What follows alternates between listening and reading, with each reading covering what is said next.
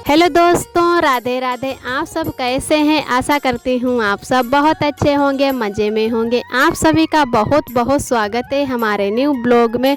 हो चुकी एक प्यारी सी सुबह की शुरुआत। आज तारीख है 30 अप्रैल, दिन है मंगलवार। तो सभी भैया दीदी हमारे अपने घरों में स्वस्थ और मस्त होंगे।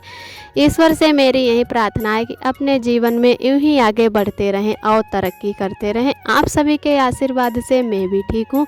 तो इधर हम आ गए हैं चाय नाश्ता करके पीछे वाले घर में, क्योंकि आज हमें गेहूं जो साफ़ करने थे और हमारा आटा ख़त्म हो रहा है। तो उससे पहले 1-2 दिन पहले ही पिसनो बना लेते हैं। इस टाइम गेहूं की कटाई चल रही है। कुछ खेतों के गेहूं हमारे खन चुके हैं, कुछ अभी बाकी हैं।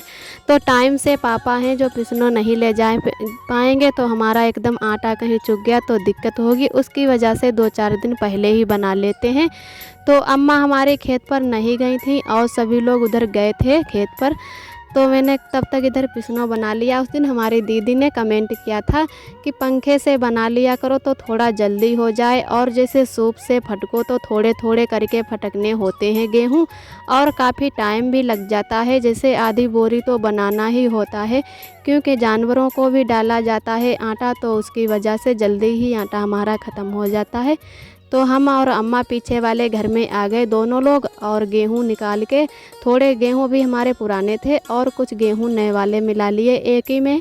तो पंखे से थोड़ा पिसनो बना लिया तो उससे जल्दी भी हो गया। और जो भी मिट्टी रह गई है तो अब मिट्टी बीन लेते हैं, उसके बाद में ऐसे ही बोरी में भर देंगे अच्छे से।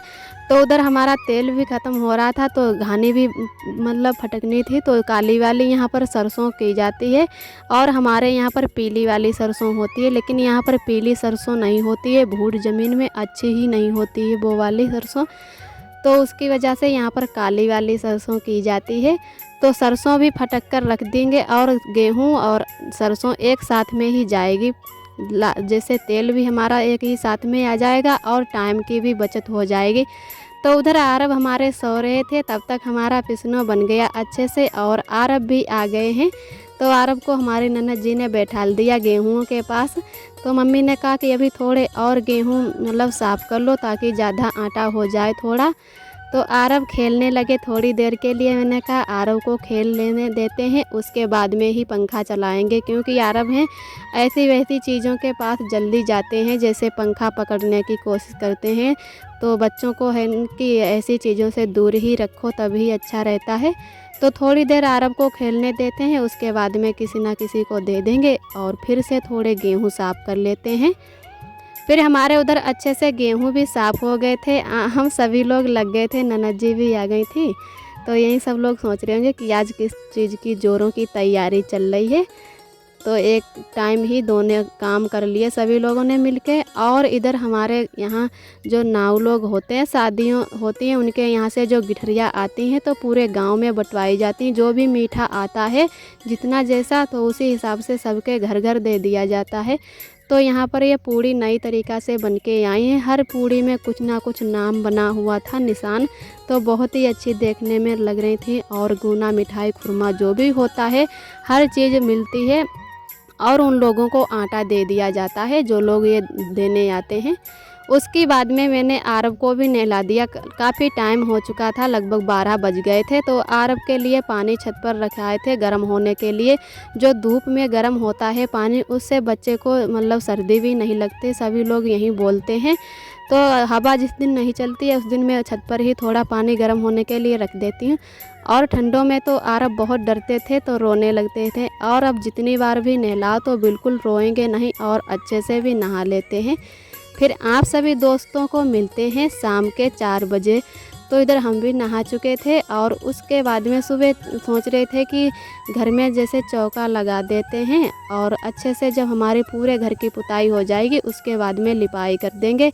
फिर उतने टाइम नहीं मिला, फिर नहा लिए तो कहा चलो बाद में ही अच्छे से पुताई कर देंगे पूरे घर में। तो इधर पहले मोहरा से ही पुताई शुरू करते हैं, क्योंकि बाहर से ही पहले पुताई की जाती है, उसके बाद में घर के अंदर। जैसे घर के अंदर कर लो फिर उसके बाद में बाहर करवा के। तो सभी लोग कहते हैं उल्टा पुताई नहीं की जाती है, नहीं तो थोड़ा जैसे अपने मतलब मेन मोहरा पर लगा दो, और उसके बाद में पूरे घर में अच्छे से पुताई कर सकते हो। तो मैंने कहा चलो यहाँ की भी पुताई करनी है तो पहले यहीं से ही पुताई कर देते हैं। और आप सभी दोस्तों को तहे दिल से बहुत बहुत धन्यवाद। आप सभी बहुत ही प्यारे प्यारे कमेंट करते हो, हमें बहुत ही अच्छा लगता है, बहुत ही खुशी मिलती है।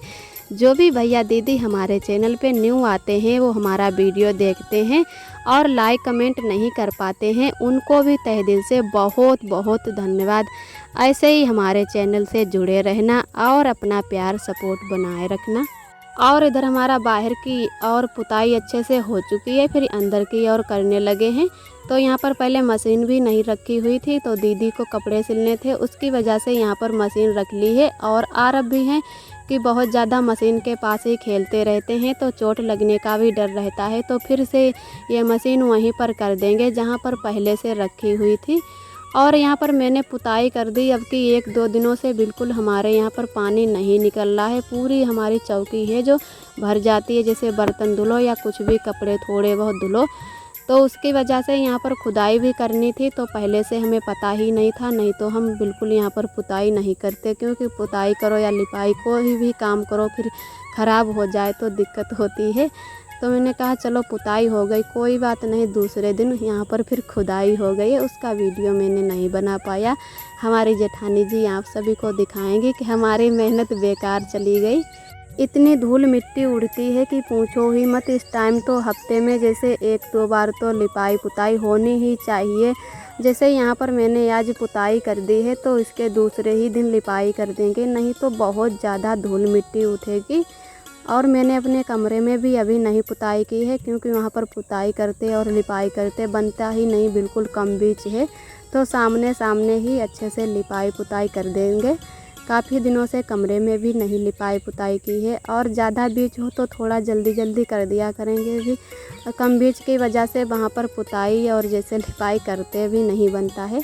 तो उधर हमारे अच्छे से पुताई हो चुकी है, अब अंदर की और करते हैं। बहुत ज़्यादा गर्मी भी हो रखी है, तो जैसे पसीना बहुत निकल रहा, तो मैंने पंखा भी चला लिया है, अभी लाइट भी है। तो तब तक इधर इस टाइम तो जैसे एक तरफ पुताई करते जाओ और दूसरी तरफ सूखता जाता है। इतने जैसे पानी बिल्कुल बहुत ज़्यादा पानी लग जाता है, लिपाई करो चाहे पुताई करो।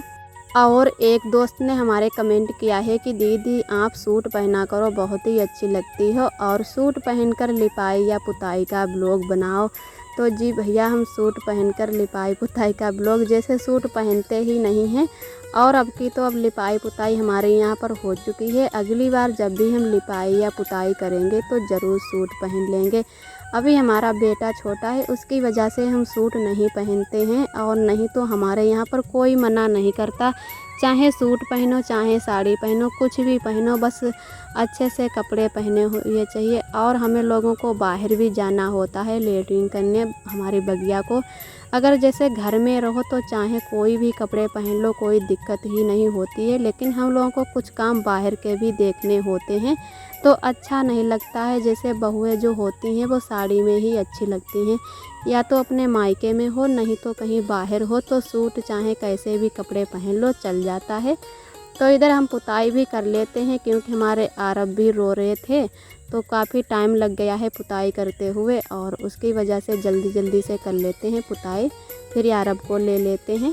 और इधर आप सभी दोस्तों को मिलते हैं सुबह के टाइम दूसरे दिन। तो आप सभी दोस्तों को मेरा प्यार भरा गुड मॉर्निंग, यानी रूबी जी का गुड मॉर्निंग। तो अभी सभी लोग सो रहे हैं, हमारे आरब और आरोही ननद जी सभी लोग सो रहे। तो हम छत पर लगाने लगे हैं झाड़ू, नीचे से झाड़ू लेकर आए। शाम को यहाँ पर खाना बनाए थे, तो चूल्हे की भी पुताई नहीं कर पाए थे, तो थोड़ा मैं पहले ही उठ गई, क्योंकि आरब अभी सो रहे हैं। तो पहले पूरे छत की जैसे झाड़ू अच्छे से लगा देते हैं, उसके बाद में चूल्हे की पुताई कर देंगे। और ननद जी आरोही जग भी चुकी हैं, आरब अभी सो रहे हैं। तो ऊपर ठंडी भी लगने लगी है, जैसे घर में बहुत गर्मी होती है और ऊपर लेटो आके तो अच्छी नींद भी आ जाती है और ठंड भी होती है। तो थोड़े बहुत जो हल्के कंबल हैं वो हम लोग ले आते हैं, और जब भी ठंडी लगती है सुबह के टाइम तब ओढ़ लेते हैं। ओस भी ज़्यादा गिरती है तो आरब और हमें ओस नुकसान भी बहुत जल्दी करते हैं, जैसे सर्दी जुकाम बहुत जल्दी हो जाता है। तो उसके ऊपर हल्का दुपट्टा या साड़ी कुछ डाल लेते हैं ताकि ओस ना नीचे आए। फिर इधर मैंने अच्छे से राख बटोर ली है चूल्हों की, और उसके बाद में अब चूल्हे की पुताई कर देते हैं। तो बंदर इस टिपिया का पानी फैला गया था तो नीचे फिर से जाना पड़ा और एक मग्गा पानी लेकर आए। इस टाइम इतनी गर्मी धूप होने लगी है कि पशु पक्षी भी पानी ही ढूंढते हैं। तो इसमें अगर थोड़ा बहुत पानी रखा होता है टिपिया में तो वो बंदर हैं जो फैला फैला कर पी जाते हैं। तो उसकी वजह से यहाँ पर पानी भी लाना होता है जब भी चूल्हे की पुताई करो। तो इधर चूल्हे की पुताई कर देते हैं। जब तक हमारा खाना का टाइम होगा तो अच्छे से चूल्हा मतलब सूख चुका होगा। फिर चूल्हे की पुताई कर देते हैं। आरब को भी नीचे ले जाना है क्योंकि यहाँ पर बंदर आ जाते हैं, नहीं तो वैसे छप्पर के नीचे ही हमारा बिस्तर लगा हुआ है तो वैसे यहाँ पर थोड़ी देर के लिए अभी सोने देते, लेकिन बंदर आ जाते तो उसकी वजह से डर भी लगा रहता है कि कहीं बंदर दौड़ ना पड़े। तो आरब को और आरोही को नीचे ही ले जाना होगा और वहीं पे फिर से सुला देंगे।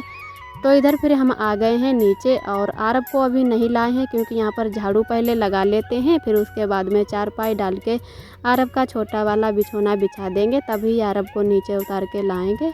तो पहले अच्छे से पूरे घर में झाड़ू कर देते हैं। और एक दोस्त ने हमारे कमेंट किया था कि आपकी जेठानी भी सुबह का ही काम दिखाती हैं। उन्होंने भिंडी की सब्ज़ी बनाई थी और आप भी सुबह का ही काम दिखा रही हो। तो जी भैया, हम लोग एक एक टाइम का खाना ज़रूर बना रहे हैं। तो हम शाम का खाना बनाते हैं और दीदी हमारी सुबह का खाना बनाती हैं। तो कुछ काम ऐसे हो जाते हैं कि आरब की वजह से हम टाइम से नहीं कर पाते हैं, तो हम सभी लोग मिल बाँट के काम कर लेते हैं। और कुछ दीदियों ने हमारी कमेंट किया था कि आपकी ननद जी अब की नई वीडियो में दिखी हैं।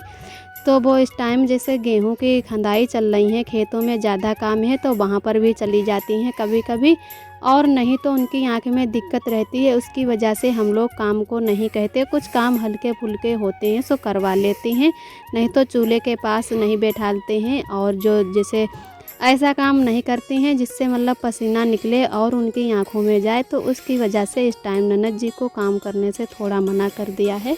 कुछ काम हम शाम को नहीं कर पाते हैं, वो काम सुबह को दिखाते हैं, उसकी वजह से आपको लगा होगा कि हम भी सुबह का ही काम दिखा रहे हैं, तो ऐसा नहीं है। और हम इधर आ गए हैं, पीछे वाले घर में कुछ कपड़े निकालने थे बक्से से। तो आज का ब्लॉग दोस्तों यहीं तक है। हमारा ब्लॉग कैसा लगा कमेंट में ज़रूर बताना। जो भी भैया दीदी हमारे चैनल पे न्यू आते हैं तो प्लीज़ लाइक और सब्सक्राइब ज़रूर करें। फिर मिलते हैं अगले ब्लॉग में, तब तक के लिए आप सभी दोस्तों को मेरा नमस्ते।